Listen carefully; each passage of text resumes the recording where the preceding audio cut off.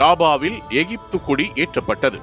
1989 March 19 அன்று டாபா என்ற இடத்தில் எகிப்து நாட்டின் தேசிய கொடி ஏற்றப்பட்டது. இந்த நிகழ்வு 1967 முதல் நடந்த இஸ்ரேல் நாட்டின் ஆக்கிரமிப்பு முடிவடைந்ததை குறிக்கும் முக்கியமான வரலாற்று நிகழ்வாகும். 1967 ஆண்டு நடந்த 6 நாட்கள் போரின் போது இஸ்ரேல் சினாய் தீபகற்பத்தின் பல பகுதிகளை கைப்பற்றியது. அதில் டாபா என்ற சிறிய நகரமும் அடங்கியது. இந்த போருக்கு பிறகு அந்த பகுதி பல ஆண்டுகள் இஸ்ரேலின் கட்டுப்பாட்டில் இருந்தது. பின்னர் எகிப்து இஸ்ரேலுக்கு இடையே அமைதி பேச்சுவார்த்தைகள் நடைபெற்றன. அதன் ஒரு முக்கிய முடிவாக எகிப்து இஸ்ரேல் பீஸ் ட்ரீட்டி 1979 ஆண்டு கையெழுத்தானது. இந்த ஒப்பந்தத்தின் அடிப்படையில் சினாய் தீபகற்பத்தின் பெரும்பகுதி எகிப்துக்கு திருப்பி வழங்கப்பட்டது.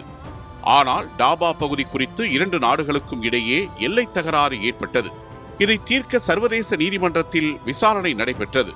அதன் முடிவில் அந்த பகுதி எகிப்துக்கு சொந்தமானது என்று தீர்ப்பு வழங்கப்பட்டது. இதன் அடிப்படையில் 1989 மார்ச் 19 அன்று டாபாவில் எகிப்து தேசிய கொடி ஏற்றப்பட்டது. இந்த நிகழ்வு அந்த பகுதி மீண்டும் எகிப்து நாட்டின் கட்டுப்பாட்டுக்குள் வந்ததை குறித்தது. இது எகிப்தின் நிலப்பரப்பு உரிமையை மீட்டெடுத்த முக்கியமான வரலாற்று நிகழ்வாகும்.